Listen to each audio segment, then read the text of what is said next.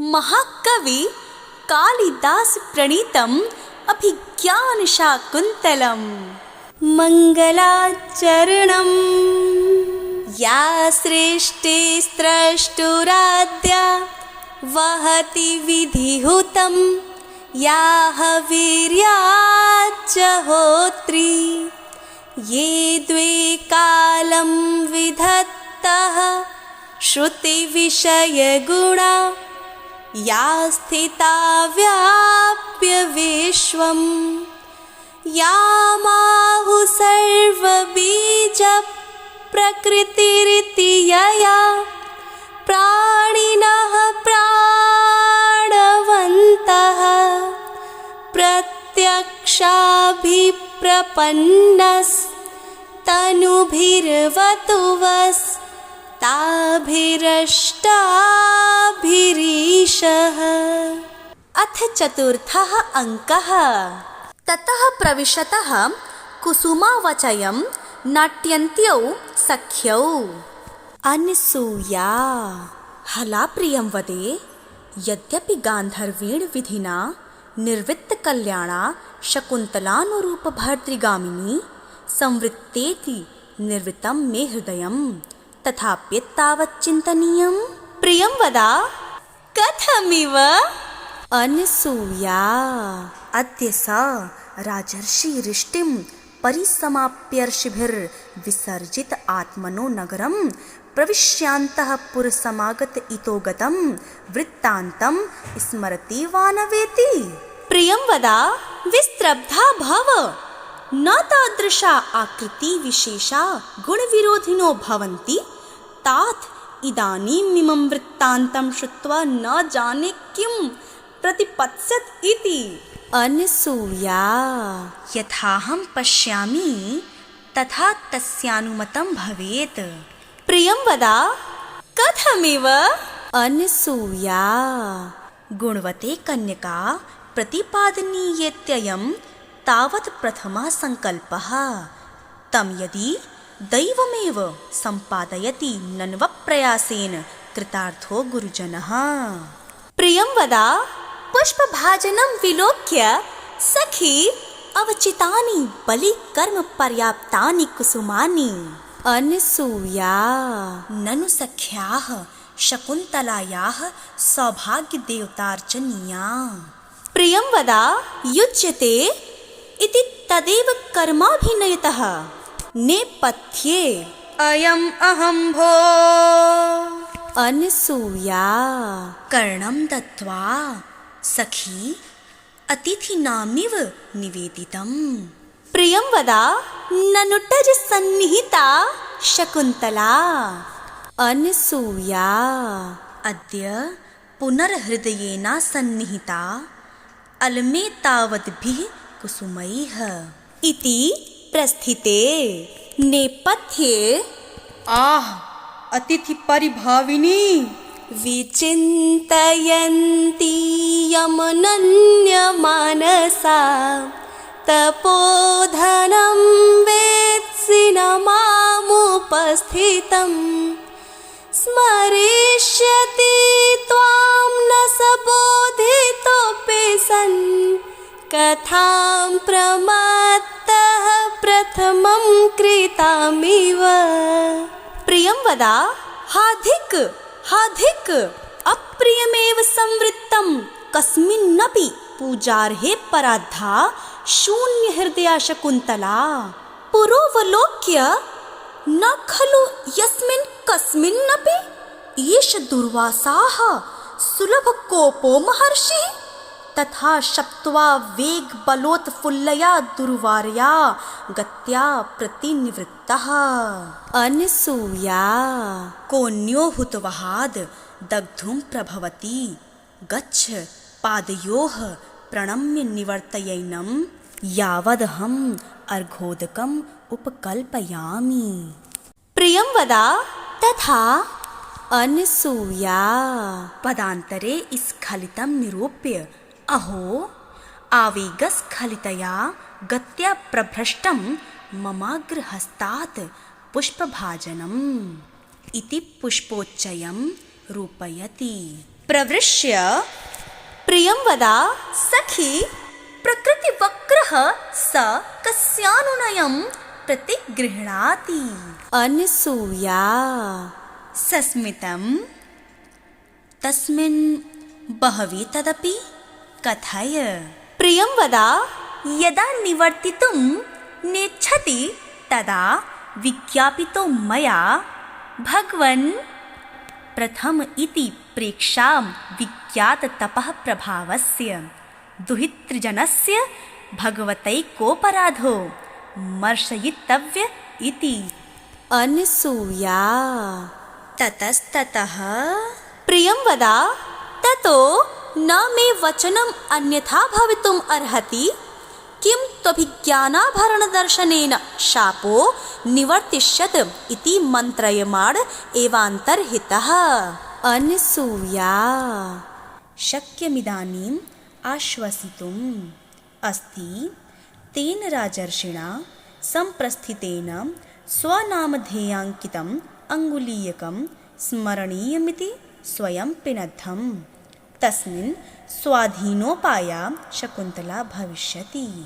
प्रियं वदा सखी एहि देवकार्यं तावद् निवर्तयावः इति परिक्रामतः। प्रियं वदा विलोक्य अनसूये पश्य तावत् वामहस्तोपहितवदना लिखितेव प्रियसखी भर्तृगतया चिन्तयात्मानमपि नैषा विभावयति। किं पुनरागन्तुकम्? अनसूया प्रियं वदे द्वयोरेव नौमुख एष वृत्तान्तस्तिष्ठतु। रक्षितव्या खलु प्रकृतिपेलवा प्रियसखी। प्रियं वदा को नामोष्णोदकेन नवमालिकां सिञ्चति इत्युभे निष्क्रान्ते विष्कम्भकः। ततः प्रविशति सुप्तोत्थितः शिष्यः वेलोपलक्षणार्थमादिष्टोऽस्मि तत्र भवता प्रवासादुपावृत्तेन काश्यपेन प्रकाशं निर्गतस्तावदवलोकयामि कियदवशिष्टं रजन्या इति परिक्रम्यावलोक्य च हन्त प्रभातम्। तथा हि यात्येकतोस्तशिखरं पतिरोषधीनाम् आविष्कृतोरुणपुरः सर एकतोर्का तेजोद्वयस्य युगपद्व्यसनोदयाभ्यां लोको नियम्यत इवात्मदशान्तरेषु अपि च अन्तर्हिते शशिनिसैव कुमुद्वती मे दृष्टिं न नन्दयति संस्मरणीयशोभा इष्टप्रवासजनितान्यबलाजनस्य दुःखानि नूनमतिमात्रसुदुःसहानि प्रविश्या पटिक्षेपेण। अनसूया यद्यपि नाम विषयपराङ्गमुखस्य जनस्यै तन्न विदितं तथापि तेन राज्ञा शकुन्तलायाम् अनार्यमाचरितम्। शिष्यः यावदुपस्थितां होमवेलां गुर्वे निवेदयामि। अनसूया प्रतिबुद्धापि किं करिष्यामि न मे उचितेष्वपि निजकरणीयेषु हस्तपादं प्रसरति। काम इदानीं सकामो भवतु येना सत्यसन्धे जने शुद्धहृदया सखी पदं कारिताम् अथवा दुर्वाससः शाप एष विकारयति। अन्यथा कथं सा राजर्षितादृशानि मन्त्रयित्वैतावतः कालस्य लेखमात्रमपि न विसृजति। तदितोऽभिज्ञानमङ्गुलीयकं तस्य विसृजावः। दुःखशीले तपस्वी जने कोऽभ्यर्थताम् ननु सखीगामी दोष इति व्यसितापि न पारयासि प्रवासप्रतिनिवृत्तस्य तात काश्यपस्य दुष्यन्त परिणिताम् आपन्नसत्त्वां शकुन्तलां निवेदयितुम् इत्थं गतेऽस्माभिः किं करणीयम्? प्रवृष्य प्रियं वदा सहर्षं सखी त्वरस्व त्वरस्व शकुन्तलायाः प्रस्थानकौतुकं निवर्तयितुम्। अनसूया सखी कथमेतत्? प्रियं वद शृणु इदानीं सुखशयितप्रच्छिका शकुन्तला सकाशं गतास्मि। अनसूया ततस्ततः प्रियं वद तावदेनां लज्जावनतमुखीं परिष्वज्य तात काश्यपे नैवमभिनन्दितं दिष्टया धूमाकुलितदिष्टेरपि पावक एवाहुतिः पतिता वत्से सोशिष्य परिदत्ता विद्येवा शोचनीयासि संवृत्ता अद्यैव ऋषिरक्षितां त्वां भर्तुः सकाशं विसर्जयामीति। अनसूया अथ केन सूचितस्तात काश्यपस्य वृत्तान्तः? प्रियं वद अग्निशरणं प्रविष्टस्य शरीरं विना छन्दोमय्या वाण्या। अनसूया सविस्मयं कथमिव? प्रियं वद संस्कृतमाश्रित्य दुष्यन्ते नाहितं तेजो दधानां भूतये भुवः अवेहितनयां ब्रह्म अग्निगर्भां शमीमिव।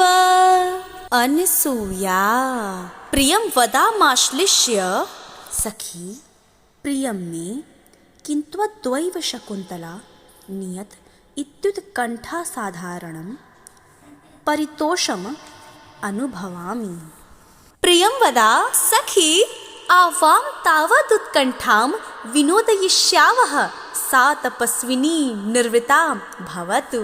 अनसूया तेन ये तस्मिश्चोतशाखावलम्बिते नारिकेलसमुद्गक एतन्निमित्तमेव कालान्तरक्षमा निक्षिप्ता मया केसरमालिका तदिमां हस्तस्सन्निहितां कुरु यावदहमपि तस्यै गोरोचनां तीर्थमृत्तिकां दूर्वा किसलयानिति मङ्गलसमालम्भनानि विरचयामि। प्रियं वद तथा क्रियताम्। अनसूया निष्क्रान्ता प्रियं वद नाट्येन सुमनसो गृह्णाति। नेपथ्ये गौतमी आदिश्यन्तां शार्ङ्गरवमिश्राः शकुन्तलानयनाय। प्रियं वद कर्णं दत्त्वा अनसूये त्वरस्व त्वरस्य एते खलु हस्तिनापुरगामिन ऋषयः शब्दायन्ते प्रविश्य समालम्भनहस्ता। अनसूया सखी एहि गच्छावः इति परिक्रामतः। प्रियं वद विलोक्य एषा सूर्योदय एव शिखामज्जिता प्रतिष्ठनिवारहस्ताभिः स्वस्तिवाचनिकाभिस्तापसीभिर्भिनत्यमाना शकुन्तला तिष्ठति उपसर्पाव एनाम् इत्युपसर्पतः। ततः प्रविशति यथोद्दिष्टव्यापारा आसनस्था शकुन्तला तापसी नामन्यतमा शकुन्तलां प्रति जाते भर्तुर्बहुमानसूचकं महादेवी शब्दं लभस्व। द्वितीया वत्से वीरप्रसविनी भव। तृतीया वत्से भर्तुर्बहुमता भव इत्याशिषो दत्त्वा गौतमीवर्जं निष्क्रान्ताः। सख्यौ उपसृत्य सखी सुखमज्जनं ते भवतु। शकुन्तला स्वागतं मे सख्योः इतो निषीदितम् उभे मङ्गलपात्राण्यादाय उपविश्य हला सज्जा भव यावत्ते मङ्गलसमालम्भनं विरचयावः। शकुन्तला इदमपि बहुमन्तव्यं दुर्लभमिदानीं मे सखी मण्डनं भविष्यति। उभे सखी उचितं न ते मङ्गलकाले रोदितुम् इत्यश्रुणि प्रमृज्य नाट्येन प्रसादयतः। प्रियं वद आभरणोचितं रूपमाश्रमसुलभैः प्रसाधनैर्विप्रकार्यते। प्रविश्योपायन हस्तावृषिकुमारकौ उभौ इदम् अलङ्करणम् अलङ्क्रियतामत्र भवति। सर्वा विलोक्य विस्मिताः। गौतमी वत्स नारद कुत एतत्? प्रथमः तात काश्यप प्रभावात्। गौतमी किं मानसी सिद्धिः? द्वितीयः न खलु श्रूयतां तत्र भवता वयमाज्ञप्ताः शकुन्तला हेतोर्वनस्पतिभ्यः कुसुमान्याहरतेति तत् इदानीम्। क्षौमं केनचिदिन्दुपाण्डुतरुणा माङ्गल्यमाविष्कृतम् निष्ठ्यूतश्चरणोपरागसुभगो लाक्षारसः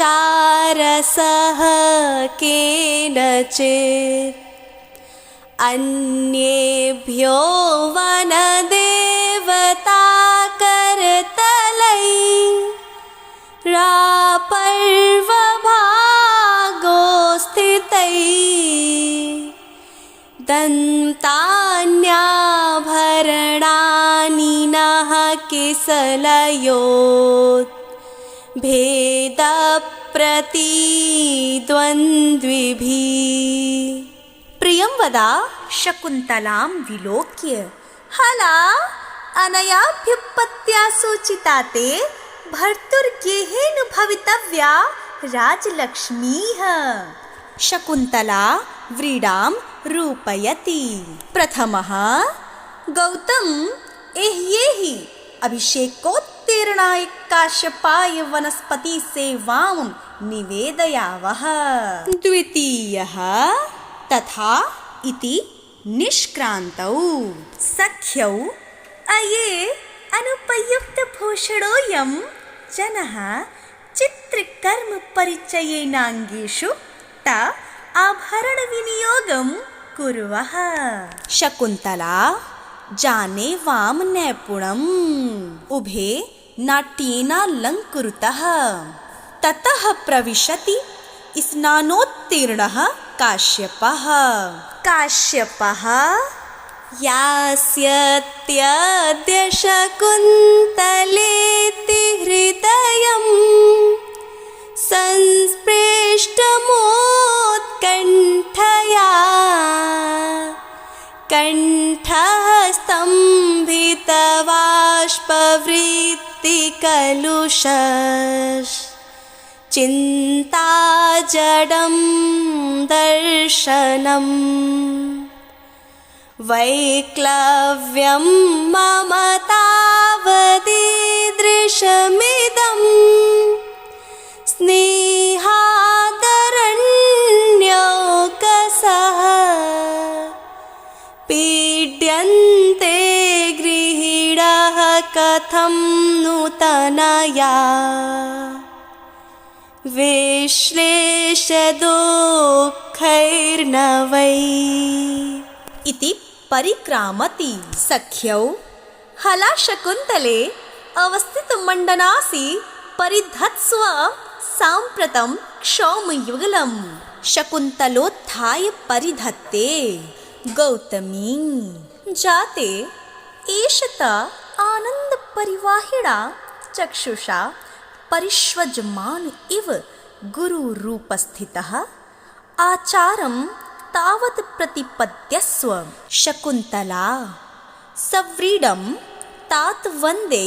काश्यपः वत्से यया तेरिव शर्मिष्ठा भर्तुर्बहुमता भव सुतं त्वमपि सम्राजं सेवं पुरुमवाप्नुहि।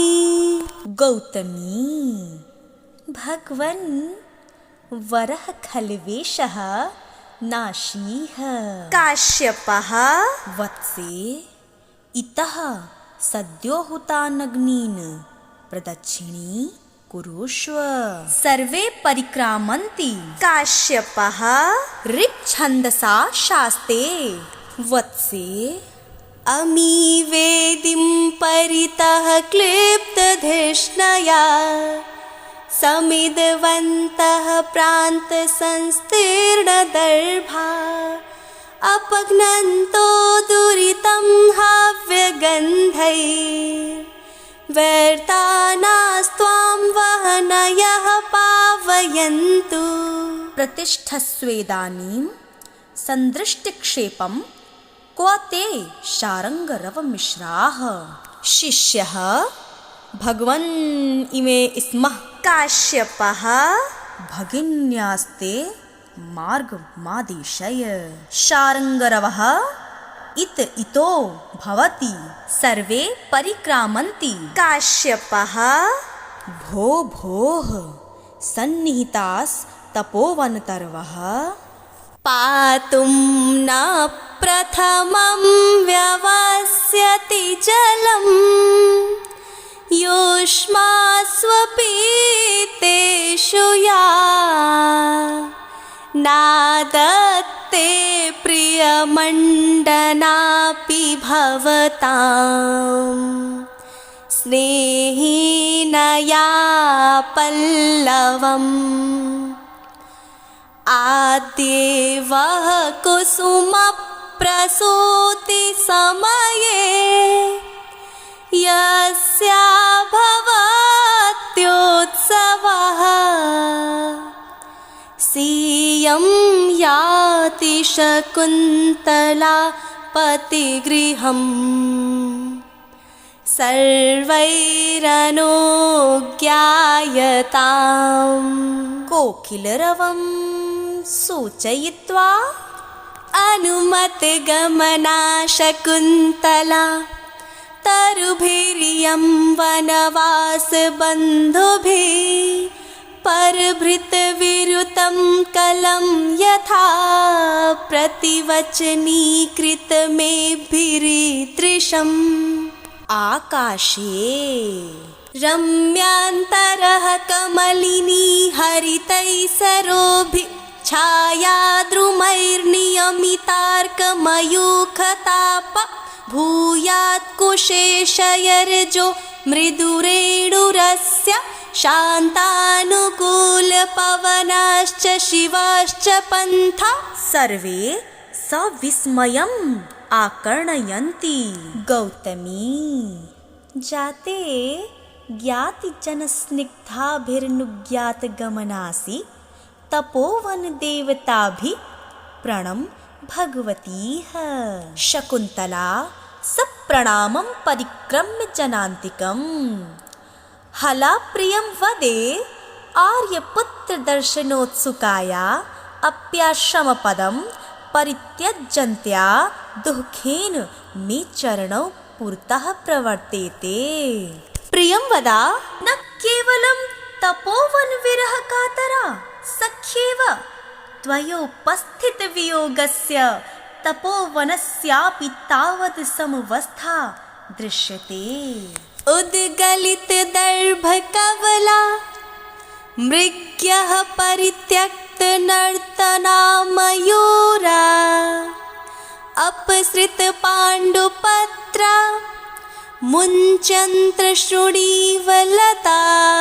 शकुन्तला स्मृत्वा तात लता भगिनीं वनज्योत्स्नां तावदा मन्त्रयिष्ये। काश्यपः अवैमि ते तस्यां सौदर्या स्नेहम् इयं तावद् दक्षिणेन। शकुन्तला उपेत्य लतामालिङ्ग्य वनज्योत्सने च्यूतसङ्गतापि मां प्रत्यालिङ्गेतो गताभिः शाखाबाहुभिः अद्य प्रभृति दूरपरिवर्तिनी ते खलु भविष्यामि। काश्यपः संकल्पितं प्रथममेव मया तवार्थे भर्तारमात्मसदृशं सुकृतैर्गता त्वं चूतेन संश्रितवती नवमालिकेयं अस्यामहं त्वयि च सम्प्रतिवीतचिन्त इतः पन्थानं प्रतिपद्यस्व। शकुन्तला सख्यौ प्रति हला एषा द्वयोर्युवयोर् हस्ते निक्षेपः। सख्यौ अयं जनः कस्य हस्ते समर्पितः इति बाष्पं विहरतः। काश्यपः अनसूये अलं रुदित्वा ननु भवतीभ्यामेव स्थरीकर्तव्या शकुन्तला। शकुन्तला तात एषोटज पर्यन्तचारिणी गर्भमन्थरा मृगवधूर्य यदा नघप्रसवा भवति तदा मह्यं कमपि प्रियनिवेदयित्रिकं विसर्जयिष्यथ। काश्यपः नेदं विस्मरिष्यामः। शकुन्तला गतिभङ्गं रूपयित्वा को नु खल्वेष निवसने मे सज्जते इति परावर्तते। काश्यपः वत्से यस्य त्वया व्रणविरोपणमिङ्गुदीनां तैलं न सिञ्चत मुखे कुशसूचिविद्धे श्यामाकमुष्टिपरिवर्धिते को जहाति सोऽयं न पुत्रकृतकः पदवीं मृगस्ते। शकुन्तला वत्स किं सहवास परित्यागिनीं माम अनुसरसि अचेर प्रसूतया जनन्या विना वर्धित एव इदानीमपि मया विरहितं त्वां तातश्चिन्तयिष्यति निवर्तस्व तावत्। काश्यपः उत्पक्ष्मणोर्नयनयोरुपरुद्धवृत्तिं बाष्पं कुरु स्थिरतया विरतानुबन्धम् अस्मिन्न लक्षित नतोन्नत भूमिभागे मार्गे पदानि खलु ते विषमी भवन्ति। शार्ङ्गरवः भगवन् ओदकान्तं स्निग्धो जनोऽनुगन्तव्य इति श्रूयते तदिदं सरस्तीरम् अत्र सन्दिश्य प्रतिगन्तुम् अर्हति। काश्यपः तेन हिमां क्षीरवृक्षच्छायाम् आश्रयामः। सर्वे परिक्रम्य स्थिताः।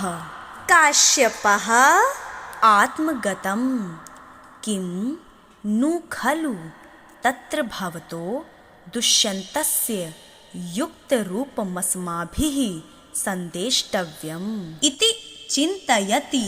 शकुन्तला जनान्तिकं हला पश्य नलिनी पत्रान्तरितमपि सहचरं पश्यन्त्यातुरा चक्रवाक्या रटति दुष्कर्महं करोमीति। अनसूया सखी मैवं मन्त्रयस्व। एषापि प्रियेण विना गमयति रजनीं विषाददीर्घतरां गुर्वपि विरह दुःखम् आशाबन्धः साहयति। काश्यपः शार्ङ्गरव इति त्वया मद्वचनात् स राजा शकुन्तलां पुरस्कृत्य वक्तव्यः। शार्ङ्गरवः आज्ञापयतु भवान्। काश्यपः अस्मान् साधु विचिन्त्य संयमधना नोच्चैकुलं चात्मना त्वय्यस्या कथमाप्यबान्धवकृताम् स्नेहप्रवृत्तिं च ताम् सामान्यप्रतिपत्तिपूर्वकमियं दारेषु दृश्या त्वया भाग्यायतमतः परं न खलु तत् वाच्यं वधूबन्धुभिः। शार्ङ्गरवः गृहीतः सन्देशः।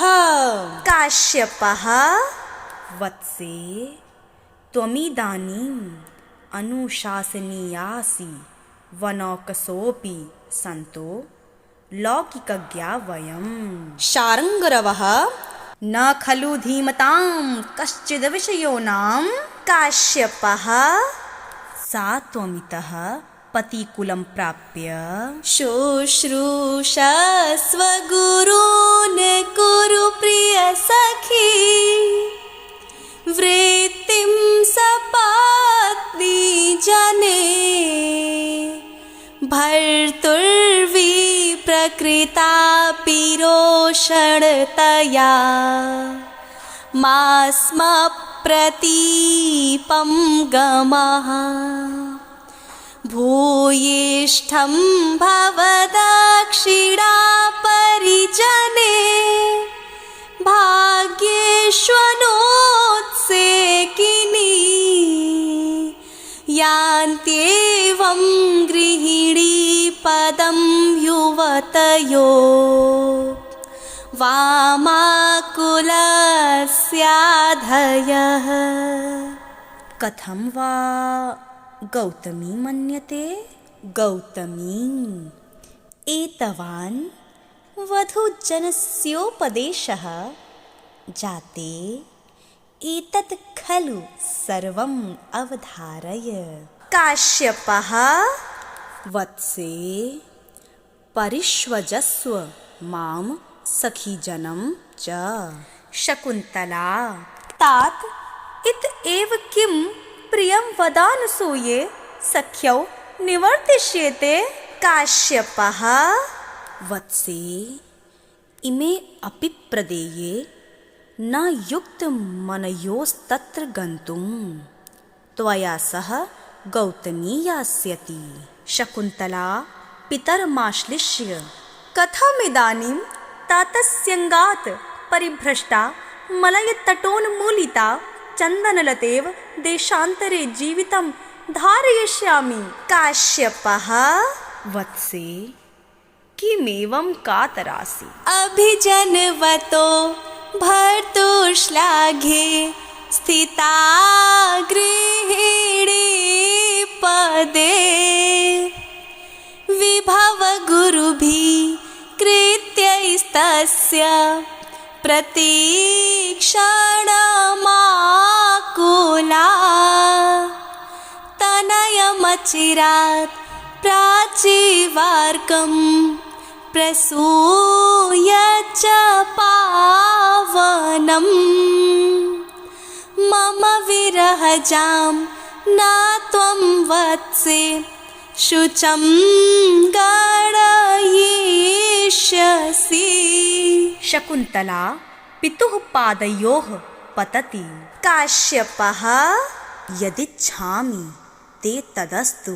शकुन्तला सख्यावुपेत्य हला द्वे अपि मां सममेव परिष्वजेथाम्। सख्यौ तथा कृत्वा सखी यदि नाम स राजा प्रत्यभिज्ञानमन्थरो भवेत् ततस्तस्मा इदमात्मनां ध्येयाङ्कितम् अङ्गुलीयकं दर्शय।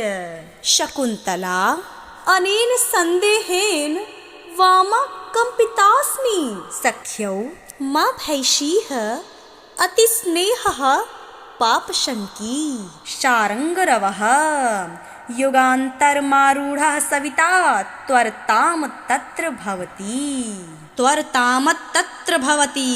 शकुन्तला आश्रमाभिमुखी स्थित्वा तात कदानुभूयस्तपोवनं प्रेक्षिष्ये। काश्यपः श्रूयताम्। भूत्वा चिराय चतुरन्तमहीसपत्नी दौशन्तीमप्रतिरथं तनयं निवेश्य भर्त्रा तदर्पितकुटुम्बभरेण सार्धं शान्ते करिष्यसि पदं पुनराश्रमेऽस्मिन्। गौतमी जाते परिहीयते गमनवेला निवर्तय पितरं अथवा चिरेणापि पुनः पुनरेषैवं मन्त्रयिष्यते निवर्ततां भवान्। काश्यपः वत्से उपरुध्यते तपोनुष्ठानम्। शकुन्तला भूयः पितर्माश्लिष्य तपश्चरणपीडितं तात शरीरं तनुमाति मात्रं मम कृत उत्कण्ठस्व। काश्यपः सनिःश्वासम् शममेष्यति मम शोकः कथं नु वत्से त्वया रचितपूर्वम् उटजद्वारविरूढं नीवारबलिं विलोकयतः। शिवास्ते पन्थानः सन्तु। निष्क्रान्ता शकुन्तला सहयायिनश्च सख्यौ शकुन्तलां विलोक्य हा धिक् अन्तर्हिता शकुन्तला वनराज्या।